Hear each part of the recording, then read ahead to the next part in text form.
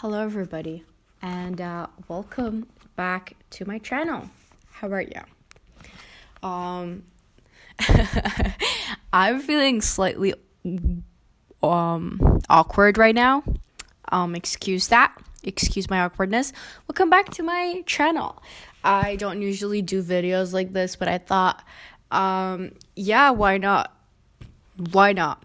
The end of this year, the last year, actually, one of the first goals that I made, or the things that I wanted to talk about or wanted to do, is I wanted to get more educated. I wanted to read more books. It's kind of sad because when I was at school, I thought that I hated learning. I despised school, but I think what I despised is, I didn't realize this at the time, I despised the rigid schooling systems that we have in this world where there isn't much freedom. I also grew up in the Middle East, so I had access to even less freedom because our schools are very strict.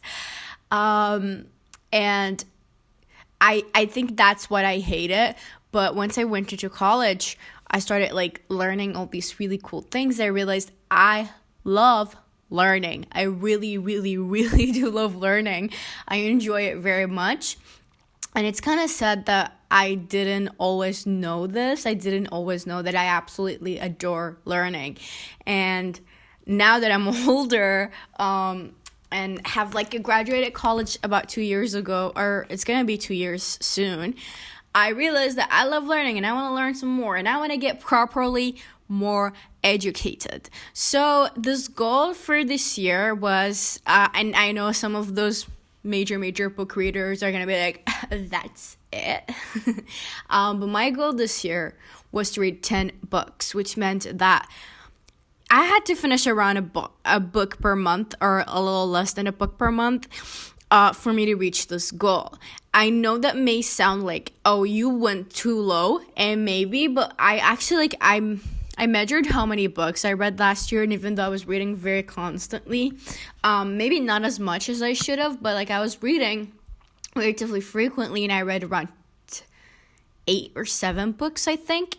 So I was like, I'm gonna aim for a little bit higher. Now, I enjoy fiction, okay? Fiction is my favorite thing ever. Escaping reality and going to another universe where anything is possible and everything is so much better. Just count me the fuck in, okay? I will be sitting there and I will be reading through every single one of these books. But now that I'm a bit older, okay, I'm realizing that I need to stop reading fiction. Not fully stop. I still want to read fiction, but I also need to learn things, and I cannot learn things from just reading fiction. So I need to start reading sort of non-fictional books that are a bit more educational and they have actual proper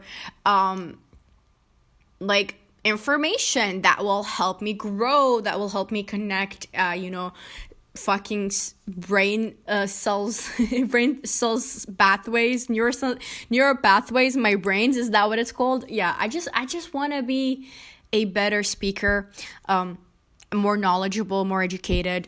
And so that was the goal for this year. Since this year, I have read 4 books.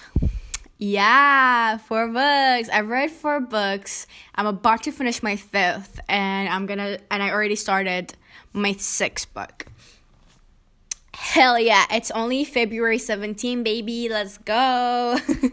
So this video, and I know I've been speaking and I've been yapping for a little over 4 minutes. I wanted to basically talk about the books that I've read, what I think of them, do I recommend them, also my current reads, and also my future reads. So it's just gonna be a little bit of a book review, a yapping session, all the shenanigans. But yeah, let's get this party started. The first book I read this year is, and I read everything on my Kindle, so here it is, my Kindle. The first book I read is The Wild Huntress, okay? The Wild Huntress by Emily Lloyd-Jones. I sort of saw this book all over BookTok. Actually, not BookTok. Actually, booktuber. But this one was talked about a lot by booktubers and booktubers that I really genuinely trust. They talk about this. They said it was good. It wasn't like the greatest book they've ever read, but it was good enough. And I think that's what I needed. I needed a book to get me back into reading, and I didn't need like an over-the-top book, because that would send me in a spiral. And I didn't need a book that was like completely boring. I needed something in the middle, and that is what you get. Now, I think I rated this a 3.5 out of 5, which is good. I'm the type of person that would rate things 5. By the way, I know some people out there who absolutely so hard to please, and you will never ever get them to give 5 stars. Not me. I am the type of person that if I genuinely really, really, really enjoyed this book and I felt super happy reading it, I will give you 5 stars. I don't care. I'm not the type of person that's like, well, the writing is not very good and there were typos and there was, well, it's kind of not nice to have typos in a book, especially since it's published. But if we're only humans, and then that's cool by me, okay? I'm the type of person that's like gonna sit there and just go, actually, if I enjoy it, I'm going to give it a 5, okay? Blank and fucking period. It doesn't have to be the greatest piece of fiction I've ever done. If I feel really good towards it, I'm going to give it a 5. Just so you're putting it out there, okay? People say that it has like an insane plot twist. And so I'm actually a person that is really good at like predicting plot twists, predicting plot points, everything. So I was like reading this with, what's it gonna be? And I kept like trying to guess. I didn't guess it actually. Weirdly enough, I think because I liked the character too much, so I didn't want to see it in that way at all. It was good. It was pretty good. I wish the scenery would have changed a little bit. It was always based in the forest, which is like completely okay. Obviously, it's called The Wild Huntress. It's about the wild hunt, so obviously it's gonna be in the forest. But I feel like it could have been better if the wild hunt was not just hunting and there was like multitudes of things to it, and they went to different spots and had different things to do and had different like things they had to accomplish to win the hunt. I felt like it could have been better if the sceneries changed and we kind of had different things, but it felt like the same scenes were kind of repeated all throughout, which is fine in a way, but also it can get a little bit boring because there's not really much depth to the story. Another thing that I didn't necessarily love was the ending. The ending was a bit rushed in my opinion. I think it was a cool like plot twist. I really liked it. I thought that was a really cool one. It's really nice. It just felt so rushed. She didn't really go into depth. I feel like this plot twist should have happened sort of at like the 60%, and then the rest of the book, the 40% of the book explores the plot twist and explores the ending a bit further. But the ending, like the major plot twist, it dropped to like 85%, and it like 15% of it was like explored, but actually technically only 10% of it explores the plot twist, and then the last 5% is sort of showing you the aftermath in a way. I didn't love that. I wish it was explored a little bit more. I wish we could have seen a bit more emotional kind of reaction in a different way. Sort of, you know how when you get something like this happen to you, you kind of go through like different stages of grief in a sense. So anger, denial, acceptance, etc. I feel like it wasn't properly like explored. I feel like it could have been explored a little bit better. But it was still a decent book. I enjoyed it. Okay. I really liked it. Yeah. I mean, if you want like a decent book, go for it. Really, go for it. The second book that I read is Limitarianism, The Case of Extreme Wealth by Ingrid Robbins. I hope I'm saying her last name properly. I'm sorry. English is not my first language, okay? This is an econ book, like an economics book. I have an economics degree, so I'm very, very, very, very, very interested in economics. I'm very interested in politics. I would read books about this a lot, you'll see. And this was like a book that I kind of saw. I get my book recommendations from somewhere really, really weird. Okay, I just want to put that out there. I get it from Pinterest. The reason why is just I think their algorithm is actually really good. He understands what I like. And sometimes he'll put a book and I'm like, sounds interesting. And I'll add it to my board. And then when I want to read, I'll go through it and then pick a book and then just go for it. And I usually either end up really liking it or meh, but it's enough for me to finish, so I'll take it. I saw this book there and I kind of was really attracted to the case of extreme wealth, because that's the area of economics I actually care about the most. It's income inequality and wealth inequality, and I wrote my dissertation on this as well, so I was really, really interested in just the title itself. When I got the book, I realized I loved it. Now, a lot of the things discussed in this book are stuff that I already knew because I have done a lot of research about this, but some of the stuff I did not know. Like, for example, one of the craziest facts, which I now quote a lot, okay, is basically according to, his name's Robert Allen. I think so. He's an economic historian. He basically wrote that the people who live in extreme poverty today have worse living standards than those who've lived under slavery in the 19th century's United States. So people who live in modern day 2025, extreme poverty today, have worse living standards than people who were enslaved. Okay, people who lived in slavery back in the day had better living standards than people who live in extreme poverty today. I don't know how to tell you this, but that was one of the most shocking facts I've ever heard of, and I think it's so fucking crazy, because there's always these people online and a lot of economists who are like, our economies have advanced so much and everyone else is better off because of the economic systems that we've created. Not really. I don't think so, babes. I don't think so.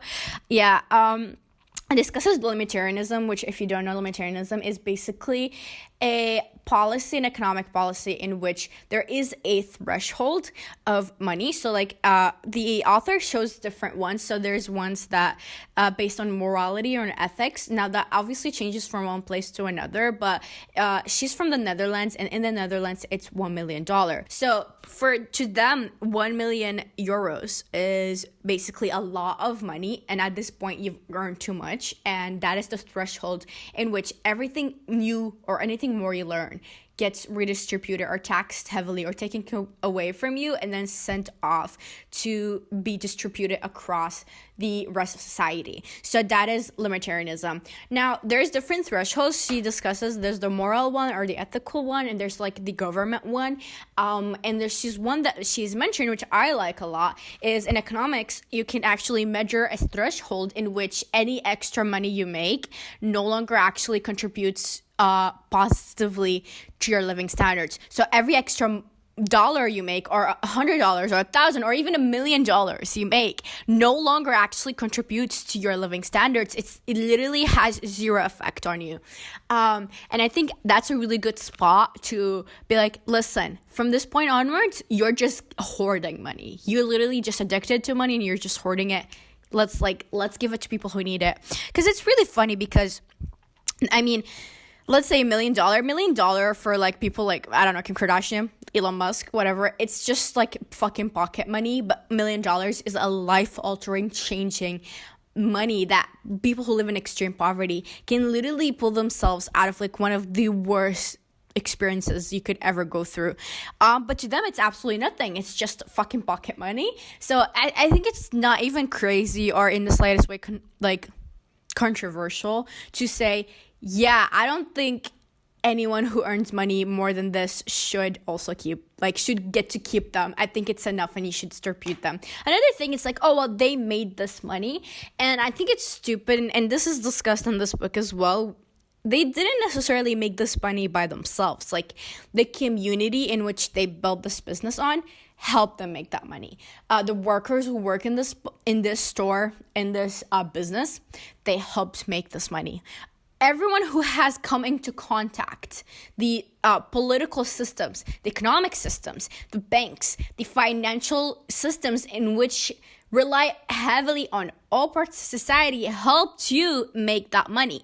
So to say that I'm the one who made that money, not only is it egotistic, by the way, in my opinion. You didn't do shit. Let's just say, let's just be honest. They didn't do shit.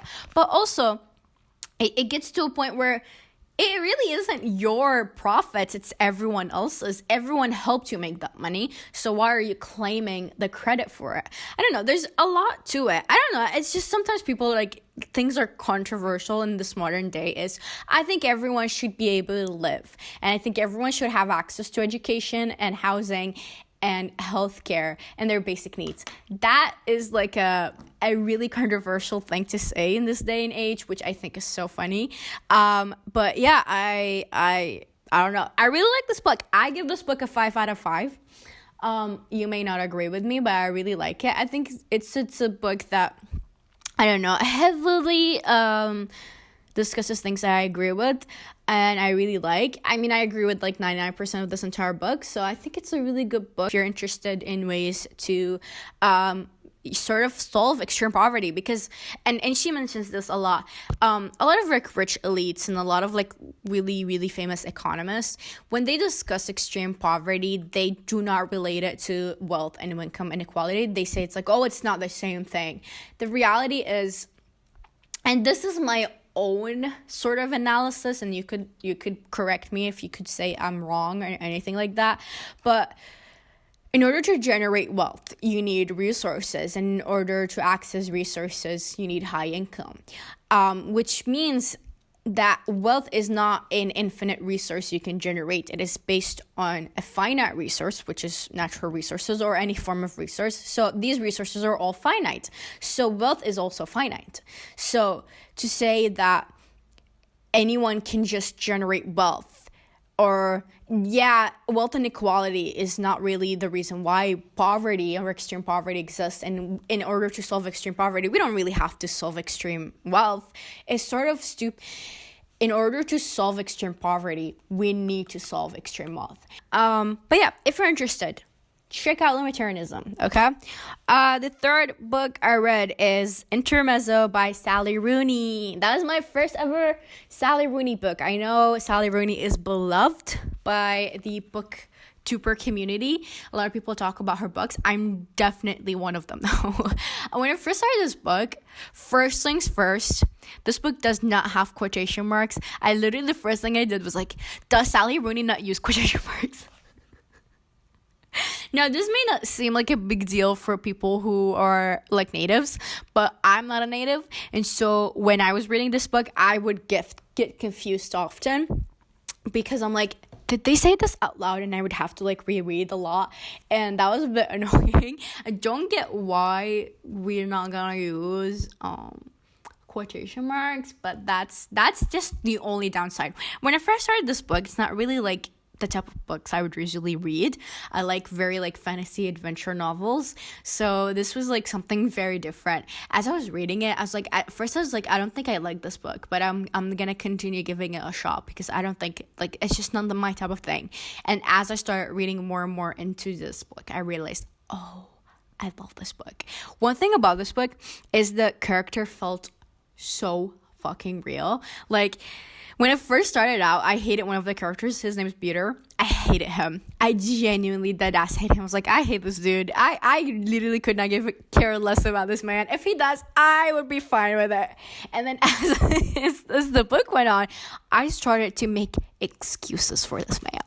I literally was like, no. Like, yes, he did really bad things, right? And he do things I don't agree with, but also he's grieving. He's going through. I think it shows like grief sort of in a very realistic manner, in my opinion, where it kind of affects you, but you don't realize how much it affects you. I feel like grief in literature is always like overdone and sort of, and some people do go through this like huge amount of grief, but I feel like, in my opinion, and the people around me, when we go through grief, it's never really that outward.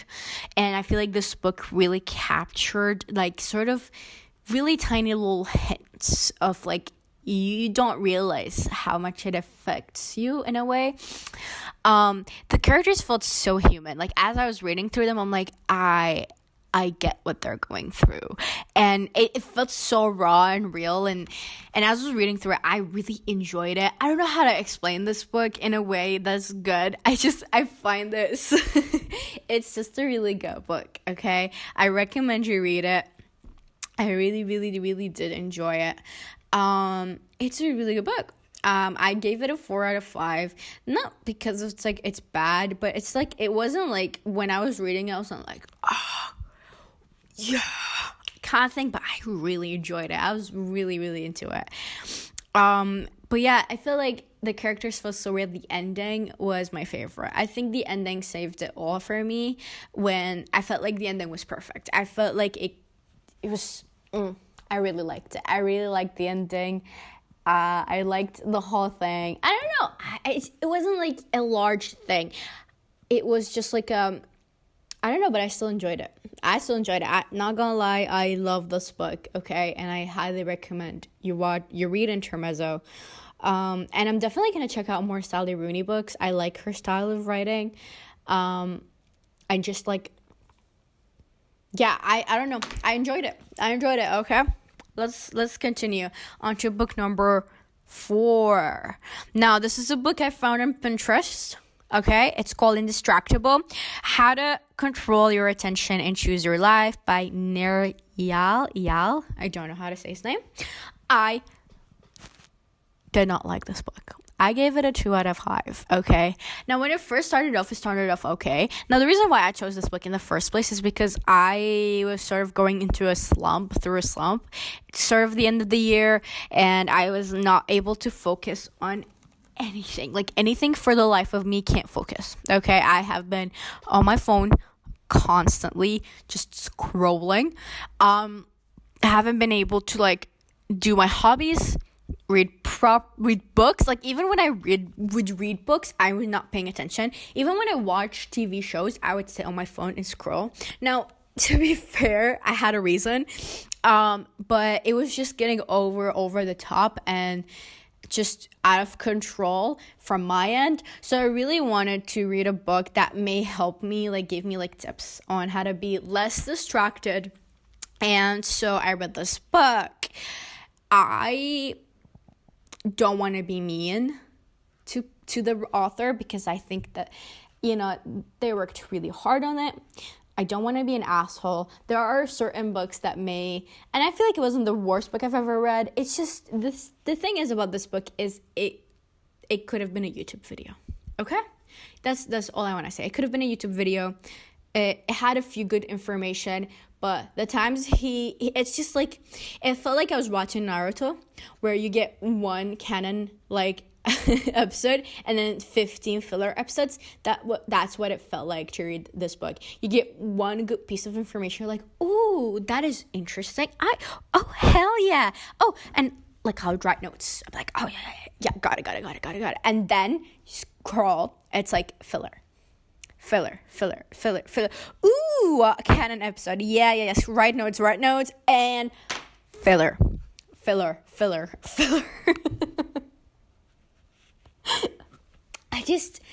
Again, there are a few good things about this book. There is the 10-minute rule, which is like when you feel the urge to reach for your phone or to scroll, don't do it immediately. Give it 10 minutes. So put a timer for 10 minutes, wait for 10 minutes, and if you still feel the urge to grab your phone, go for it. But if not, you just don't do it. And usually you forget. And I tried it. When I first read this sort of rule thingy at the start of the book, I tried it out throughout the day. It works. You do get distracted. Like, your brain is so fast. Like, it's so fickle. It will change path so quickly. When I started doing it, I would forget and then do other stuff, and it's really funny. Yeah, there's a good rule. There was a few things discussed about, autonomy. What is it? Autonomy, competence. Oh, it's not this one. It's my other journal. I don't have it on me. Humans all need all three of these things, and then the reason why you could be on your phone so much is because there are things in your life that prevent you from reaching this tree. He was discussing this in a more of a childhood thing, and I grew up in a, you know, sheltered household with a helicopter mom, so I definitely did not have autonomy, and I definitely did not have competence, and I definitely did not have relatability, because I wasn't allowed to go out with people my age, because I wasn't allowed alone outside the house without an adult.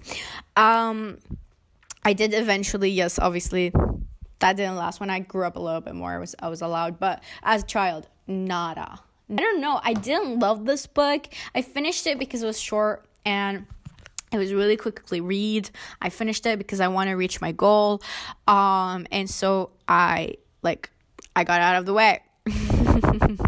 And it was fine, it was okay. Now this is the last book I read. There are 2 books. There's a book that I'm about to finish. I'm at 88%. I actually have only 1 chapter left. So if I read the chapter now, which I will do after this, I would have finished my 5th book. Let's go. And then I would be 5 books in 2 months, which I think is really good. I think is really, really good. Okay. Now, my current reads, I'm going to discuss, first of all, is the one I'm about to finish, which is Small is Beautiful by E.F. I do not know how to say his last name. It's German. Okay? Hold on. Okay, I don't want... Okay, so apparently there's this Formula racer, that Formula 1 racing driver, there you go, that has the same last name and it's only showing up. I don't know how to read his last name. It's Schumacher.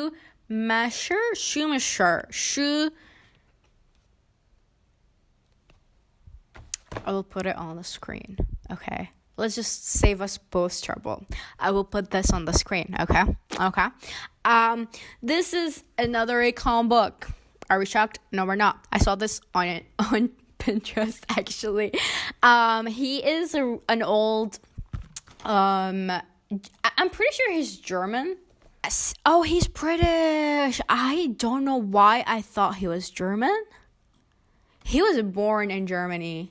Maybe he is German. It says British statistician and economist. He was born in Germany. He also has a German last name. So, yeah, he was a statistician and an economist. It's called Small is Beautiful, the study of economics as if people mattered. And basically, that's what the book is about. He goes into sort of depths and details where he criticizes economics, which is one of the things that I often had in the back of my brain while I was studying economics, is that economics studies, we focus a little too much on numbers without actually properly realizing that these numbers, behind those numbers, are just people, right? It's not really unemployment rate. Oh, we need to decrease unemployment rate. Oh, it's okay if we have some unemployment rate. That's fine. It's unemployment rate is people who want to work and can't, and do not have access to food, do not have access to their basic needs because they are unable to reach salary, okay, to live. When we say we have poverty rates, for example, high poverty rates, it's not just a number. Or if it's okay if we have 10% poverty rate, no, that means 10% of our population lives a terrible, horrible life. You may look at it and go, it's a small number, but these are people who are experiencing stuff behind those numbers. It's not just a number. So yeah, it focuses too much on that. He discusses how it's we are always rapidly looking for economic growth without actually properly thinking of whether that growth is either, number one, being properly distributed, number two, is it actually helping the people.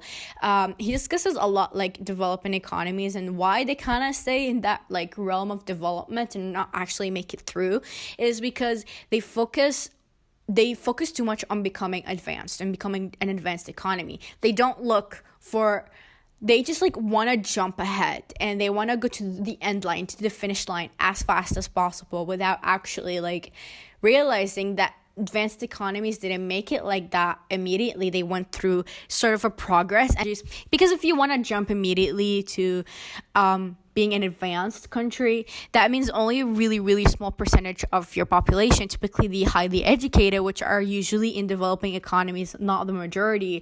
So only the who are already, by the way, either middle class or upper middle class or rich. These are the only people who are going to actually benefit from the economic growth. Though those who are majority of your population, by the way, are not going to be able to enjoy it. And I fully agree with this as well. This book was written, I think, in the 70s, and I think a lot of the criticism and the things he holds towards economics and also the things that he thinks is going to happen because of, like, this certain policies and this certain way of thinking are already coming true. So now, like, what is it, over 20 years, 40 years later, all of these things that he discussed are coming true. And he's fully right about everything. So yeah, I really, really like this book. I don't fully agree with everything. He says some things, I'm like, but then he also says some things, I'm like, oh, that is genius. I love it. But yeah, it's a really, really good book. I'm really enjoying it. It's just the problem is, I'm reading this as an audiobook. And I hate the narrator because he's like a very posh English man who speaks. And sometimes I'm like, you're speaking so slowly. Why do like people speak like that? I'm sorry. I wanted someone who like can yap, quick, or else I can't pay attention. I discovered that reading by myself, like reading the book alone without actually having to rely on the audiobook, is so much better. And I actually read so much faster than them, and in a way that like keeps my attention in there, and I'm actually properly like caring about what is being said. So I've switched to reading this book all by myself. I'm almost done. I only have one more chapter and I'm actually done with this book, and I'm really enjoying it. I really, really, really did enjoy it. I think he says really important things that we all should talk about. So yeah, read small is beautiful if you have criticisms towards current modern day economics. I know I do. The book that now I'm reading, which I just started today actually, is The Midnight Library by Matt Haig. I think that's how you pronounce their names. Okay. This book is so far is good. I actually only in this morning I read like for an hour or so. I read around 13% of it. It's really fast. Like I can read it really quickly because there's like not much to it. I don't know, much to it is like sounds like it's not good, but no, it's just like a very easy book to read. So I managed to read it really fast.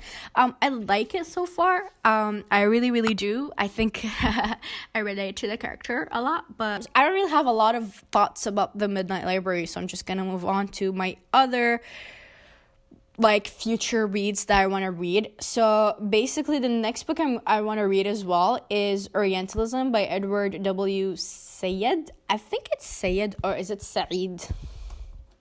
Can we have hold on, let me Google this real quick. Okay, his name is Edward Said. Okay, there we go. Here's a name I can pronounce. Okay. Edward Said is a Palestinian writer. He wrote this book, I think also in the 70s. So the book I have actually has like an introduction. Sorry. Also actually has an introduction. And this introduction was written after the Iraq War. So I'm really sorry about that. After the Iraq War. So I read that part. I read the introduction. Powerful. Amazing. If you don't know what Orientalism is, this is a book that discusses sort of the negative stereotypes and the dehumanization that the West does to Middle Easterners. And also those like really negative stereotypes, also some form of fetishization towards us and the way they like perceive us and the way they spread these rumors about us as if we're not like regular human beings like every other fucking population on planet Earth. The way they like paint us, like when I see how they paint us, I kind of laugh because they make us so cartoonishly evil, and it's almost like really weird to me that such a huge amount of people in the West genuinely believe them and genuinely think, yeah, like Arabs are like this, it's just how it is. Our Middle Easterners are just like that. Yeah, I feel like everyone who's like an Arab who's into politics, everyone tells you have to read Orientalism. It's very powerful. It's very amazing. So another book I really want to read is Capital is Dead. Is This Something Worse? By Mackenzie Wark. I don't know if this book is good. Honestly, I just like saw it and I was like, this sounds like something I would really enjoy. Another one that I want to read is Walkable Cities: How Downtown Can Save America One Step at a Time by Jeff Speck. Yeah, I just am into shit like this. Like, I enjoy stuff like this, and I think I'm gonna enjoy this book. When I saw this, I was like, oh, I think I'm gonna really love this. So even though I do live in a walkable city,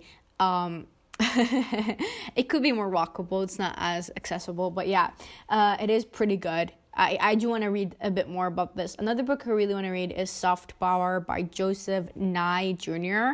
I saw that like a lot of like political science majors actually read this book across the world apparently. So I think it's a really important like political science book. Since I want to get more educated about politics and stuff like that, I really wanted to read this book. There's other stuff that I want to read, but they're not as important. I think these are like the ones that are kind of like really excited about reading. Is the one with the what is it When the Coffee Gets Cold, the Japanese novel. Really want to read that one because it's so cute. It's adorable. I love it. What else do I want to read? There's so many I want to read, dude. What the fuck?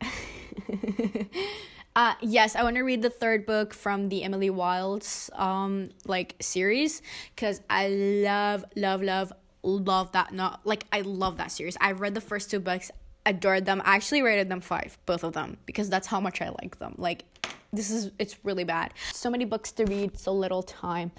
But yeah, that is it for today, guys. This is all. I'm going to go to the bathroom because I desperately need to pee. I also need to order food and feed my cats. That's what I need to do. I'll see you guys tomorrow. No, I'll see you guys in my next upload, which I don't know when. I'm trying to be weekly, but I'm kind of lazy these days. So, but I'll try my best to post weekly, okay? I'll see you guys next time. Good day and bye. Bye. Hold on. اللقاء يا أصدقاء.